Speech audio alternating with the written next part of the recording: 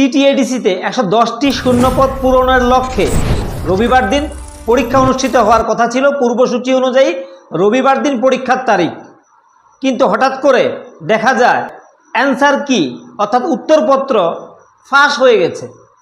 টিটিএডিসিতে যে 110টি শূন্যপদ, সেই শূন্যপদ পরীক্ষা ঠিক আগ মুহূর্তে রবিবার দিন ঠিক আগ মুহূর্তে শনিবারে প্রশ্নপত্র ফাঁস হওয়ার বা উত্তরপত্র যে প্রশ্ন দিয়ে পরীক্ষার কথা তার উত্তরপত্র ফাঁস হয়ে গেছে।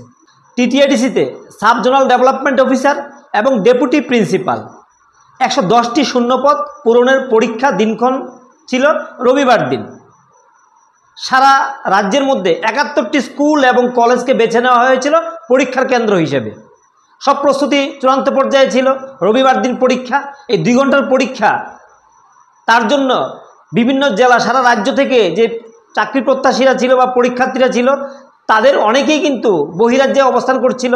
তারা পরীক্ষার উদ্দেশ্যে রাজ্যে এলো এবং পরীক্ষার আগের দিন অর্থাৎ শনিবারে অনেকেই যারা পশ্চিম ত্রিপুরা জেলা, যারা ধলাই থেকে যারা দক্ষিণ ত্রিপুরা জেলায় পরীক্ষা হবে বা গোমতী জেলায় পরীক্ষা হবে, তারা প্রত্যেকেই পরীক্ষার আগের দিন শনিবার দিন কিন্তু তারা যথাস্থানে তারা আগে থেকে কিন্তু উপস্থিত ছিল যে রবিবার দিন পরীক্ষা, 2 ঘন্টার পরীক্ষা। 20 বছর পর এই একটা সুযোগ রাজ্যের 71টি কেন্দ্রে। এখন প্রশ্ন উঠছে হঠাৎ করে এই ঘটনা কেন ঘটলো? যখন এডিসি প্রশাসন বা এডিসিতে যে ক্ষমতাসীন রয়েছে মথার নেতৃত্বে সরকার, এমন একটা কাণ্ড, 26,000 পরীক্ষার্থী, এত বড় একটা ইভেন্ট, এত বড় একটা ঘটনা, সেখানে পরীক্ষার আগের দিন প্রশ্নপত্র ফাঁস হয়ে গেল এবং অনেকে যারা পরীক্ষার্থী তারা মনে করছে যে এটা একটা সাধারণ ঘটনা।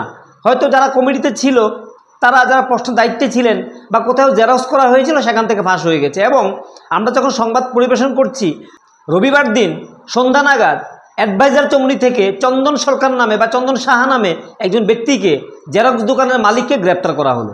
এখন এতে কি বোঝা গেল যে এই চন্দনবাবু কি তিনি নিজে প্রশ্নপত্র ফাঁস করেছেন? এটার লেজ কোথায়, মাথা কোথায়? যেখানে মাথা সেটা না খুঁজে কোথায় জেরক্সের দোকান সেখানে জেরক্স করা হয়েছিল। তাহলে যদি সরকার জেরক্স করায় নাকি ব্যক্তিগতভাবে কেউ জেরক্স করিয়েছে বা এখান থেকে কেউ জেরক্স করে নিয়েছে, এই ধরনের তথ্য উঠেছে পুলিশের কাছে, তাহলে প্রশ্ন উঠছে যারা প্রশ্ন করেছেন প্রশ্নপত্রটা তো জেরক্সের দোকান থেকে জেরক্স করা হয়নি, যে বাজারের কোনো জায়গা থেকে তার প্রশ্ন জেরক্স করা হয় না। তাহলে প্রশ্ন উঠছে যেখান থেকে ফাঁস হয়েছে সেই মাথা, তারা কি আদৌ কি পুলিশের তদন্তে আসবেন, না ব্যাপারটা অন্য 10টা ঘটনার মধ্যে চাপা পড়ে যাবে, না জেরক্স দোকানের মালিক চন্দনবাবুকে আটক করে সেই বিষয়টাকে আস্তে করে ঠান্ডা করে ফেলা হবে যে চন্দনবাবুর কাছ থেকে এটা ফাঁস হয়েছে? একজন জেরক্স দোকানের মালিক তিনি কীভাবে ফাঁস করছেন, তিনি কীভাবে ফাঁস করেছেন? সাংবাদিকরা প্রশ্ন করলেন যে এই ধরনের পরীক্ষার ক্ষেত্রে বিকল্প সাবস্টিটিউট কোশ্চেন রেডি রাখা হয়, প্রশ্নপত্র তৈরি থাকে প্ল্যান বি, কিন্তু এখানে একটি মাত্র প্রশ্নপত্রের উপর নির্ভর করে এত বড় একটি চাকরির একটা প্রসেস তারা কমপ্লিট করার জন্য প্রস্তুতি নিয়েছিলেন আগেই। তাহলে প্রশ্ন উঠছে এডিসি যারা দুর্নীতি নিয়ে কথা বলে এই প্রথম সুযোগ, সেখানে সাধারণ একটা প্রসেস তারা কমপ্লিট করতে পারলো না। একটা পরীক্ষা যেখানে যারা পরীক্ষা প্রত্যাশীরা ছিলেন, চাকরি প্রত্যাশীরা, তারা রাজ্যের বাইরে থেকে অনেকেই দেখেছি কমেন্ট বক্সে লিখেছেন যে কেরল থেকে একটি মেয়ে পরীক্ষার জন্য রাজ্যে এসেছে, তাহলে তার এখন কি হবে? তাকে চলে যেতে হবে। এমনিতেও রাজ্যে ফ্লাইটের যে বিমান টিকিটের আকাশ ছোঁয়া দাম। জরুরি ভিত্তিতে টিকিট কাটতে গেলে কলকাতা থেকে আগরতলা আসতে 10,000 টাকা থেকে 8,000 থেকে 10,000 টাকা প্রয়োজন। গুয়াহাটি যেতে লাগে 5,000 টাকা। এই জায়গায় দাঁড়িয়ে যারা আসলো, এই যে খরচাপাতি গেল, এই যে ব্যয় হলো, তার খেসারত কে দেবে?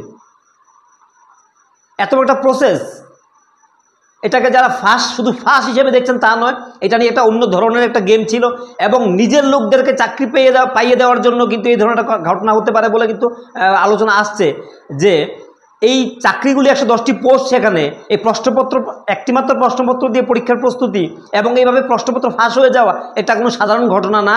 এর নেপথ্যে কিন্তু তদন্ত করলে, রাজ্য সরকার যদি তদন্ত করে, শুধু এডিসি নয়, রাজ্য সরকার যদি নিরপেক্ষভাবে তদন্ত করে তাহলে কিন্তু অন্য ঘটনা উঠে আসতে পারে। কারণ অনেকেই আমাদেরকে ফোন করে বলছেন যে দাদা এইভাবে চাকরি এত বড় একটি প্রসেস, 26,000 পরীক্ষার্থী, একটিমাত্র প্রশ্নপত্র, তাও তার উত্তর ফাঁস হয়ে যায়, অ্যান্সার শিট বা অ্যান্সার কি যেটা ফাঁস হয়ে যায়। এবং সাংবাদিকদের প্রশ্ন উত্তরে তারা বলছেন, যারা এডিসির সিইউ বা অন্যান্য যারা রয়েছেন আধিকারিকরা, তারা বলছেন আমরা ডিসিপ্লিনারি অ্যাকশন আমরা নেব from the against the accused person.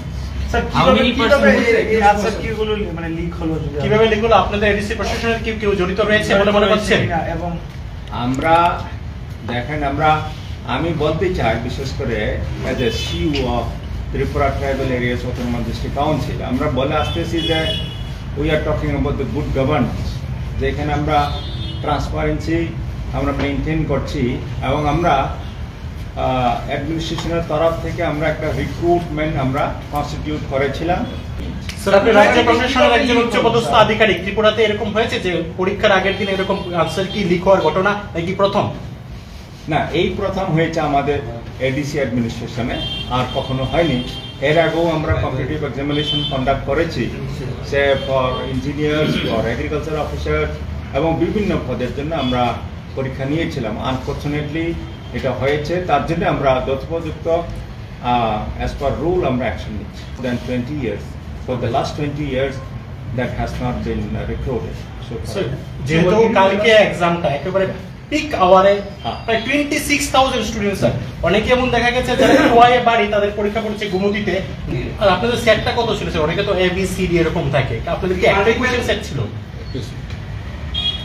একটাই অল্টারনেট সেট রাখা। অল্টারনেট থাকলে তো আমাদের কোনো অসুবিধা ছিল না।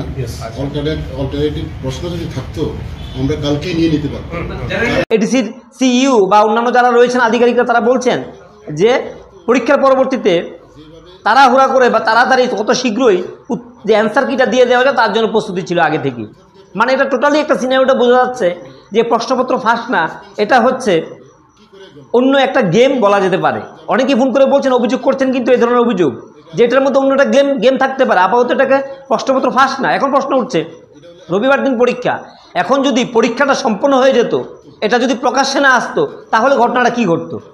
তাহলে ঘটনাটা কি ঘটতে পারতো? তাহলে 26,000 ছেলে মেয়ে, তাদের আবেগ নিয়ে খেলা, যারা পড়াশোনা করে পরীক্ষা দেবে, তাহলে এই যে ঘটনাটা প্রশ্নপত্র ফাঁস হয়ে গেল, তাহলে কতটা দায়িত্বহীনতা। শুধু দুঃখিত বললে বা একটা ঘটনা মানে পরীক্ষার্থী বা পরিবারদের কাছ থেকে সহযোগিতা চাইছেন তারা, কিন্তু এটা কত বড় একটা ন্যাক্কারজনক ঘটনা ঘটেছে। এবং বেকার যারা ছেলে মেয়েরা বাইরে থেকে এসেছেন, তাদের সঙ্গে একটা বলা যায় একটা অমানবিক ঘটনা। তারা হাজার হাজার টাকা খরচা করে এসেছেন, আবার যাবেন, আবার পরীক্ষার ডেট দেবেন, তারা ফিরে আসবেন। তাহলে দপ্তরের একটা এই অপরিণামদর্শিতার কারণে, অপদার্থতার কারণে কিন্তু এই জেডিসির আজকে ছেলেগুলিকে এই সমস্যাটা পড়তে হলো।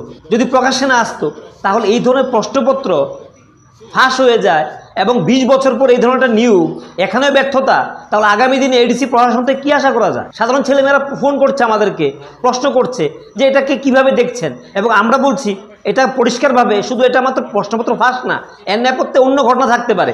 এখানে নিজের লোকজনদেরকে পাইয়ে দেওয়ার জন্য এই প্রশ্নপত্র ফাঁস করে দেওয়া, এবং এটা যখন খুব বেশি প্রসারিত হয়ে গেছে, ব্যাপারটা হাতে চলে এসেছে, তখন কিন্তু এই বিষয়টা নিয়ে কিন্তু প্রশাসনিক আধিকারিকরা বা অন্যান্যরা বলছেন, ধন্যবাদ জানাচ্ছেন যে ছাত্ররা, যে পরীক্ষার্থীরা এটা ধরে দিয়েছেন তাদেরকে ধন্যবাদ জানাচ্ছেন। কিন্তু যদি পরীক্ষাটা হয়ে যেত, তাহলে কি করতো? এটা যদি প্রকাশ্যে না আসতো, তাহলে কি হতো ঘটনাটা? এটা নিয়ে কিন্তু প্রশ্ন উঠছে। অতএব এটা কিন্তু যারা আপনারা ভাবছেন এটা সাধারণ ঘটনা, এটা নিঃসন্দেহে সাধারণ ঘটনা না বলে আমরা মনে করছি। এটা নিয়ে একটা বড় ধরনের তদন্ত হওয়া উচিত, এবং আদৌ যারা প্রকৃত দোষী তাদের টিকিট নাগাল পাওয়া যাবে বলে কিন্তু আমাদের মনে হচ্ছে না। এবং আমরা যারা বিশেষ করে এডিসিতে বলবো, মহারাজ পদ্মকিশোর মাণিক্য দেববর্মা, যিনি একজন অনেকটা তিনি রাজনৈতিকভাবে তিনি সততা রক্ষা করার চেষ্টা করেন, এবং তিনি বলেছেন যে এই ধরনের দুর্নীতি মেনে নেওয়া যাবে না, এবং তিনি দায়িত্ব নিয়ে একটা তদন্ত হওয়া উচিত। এবং এর নেপথ্যে একটা বড় ধরনের কিন্তু ঘোটালার কিন্তু গন্ধ পাওয়া যেতে পারে, এবং এটা এডিসি প্রশাসনের জন্য এবং আগামী দিনের জন্য কিন্তু একটা বড় ধরনের একটা বিপর্যয় বলা যেতে পারে, বা এখানে এডিসি প্রশাসনের উপরে একটা প্রশ্ন উঠতে পারে। এবং পরবর্তীতে এই ধরনের একটা কমিটি যারা একটা প্রশ্নপত্র, একটা পরীক্ষা, এটাকে গোপনীয়তা রক্ষা করতে পারে না, তাহলে আগামী দিন তাদের কাছ থেকে কী আশা করা যেতে পারে? এবং এটা অবশ্যই মহারাজ পদ্মকিশোর মাণিক্য, যিনি বুবাগ্রা, যিনি এই এডিসি যে তীব্রামতা চালাচ্ছে তাদের প্রতিষ্ঠাতা, তিনি অবশ্যই এই বিষয়টাকে সাধারণভাবে না দেখে এবং গুরুত্ব দিয়ে দেখবেন অবশ্যই এই ঘটনার সঙ্গে একটা বড় ধরনের ঘোটালার কিন্তু আভাস পাওয়া যাচ্ছে, এবং এটা থেকে বেরিয়ে আসতে পারে। কারণ এই অ্যাডভাইজার চমনি চন্দনবাবুকে ধরলে ওনার দোকান থেকে জেরক্স হয়ে গেছে, এখান থেকে ফাঁস হয়েছে, এটা কোনোভাবে কিন্তু এটাকে আপাতত যুক্তি দিয়ে কিন্তু এটাকে মেনে নেওয়া যায় না। এটার মধ্যে একটা বড় ধরনের কিন্তু পরিকল্পনা ছিল। এই পরিকল্পনা সফল হয়নি বলা যায়, এবং হাজার হাজার বেকারদের সঙ্গে এটা একটা প্রতারণার খেলা ছাড়ার কিছু না বলে আমরা মনে করছি। এবং এই ধরনের অভিযোগ কিন্তু রয়েছে, এটা শুধু আমাদের কথা না, এটা কিন্তু বারবার এডিসির যারা ছেলে মেয়েরা রয়েছে অনেকেই আমাদেরকে ফোন করেছেন যে এটাকে আপনারা কীভাবে দেখছেন, এটা পরিষ্কার, এর মধ্যে তদন্ত হওয়া উচিত, না হলে আগামী দিনে এই ধরনের ঘটনাগুলো কিন্তু মাথাচাড়া দিতে পারে। তো আজকের জন্য আমরা এখানে রাখছি। সবাই ভালো থাকুন, সুস্থ থাকুন, আমাদের সঙ্গে থাকুন।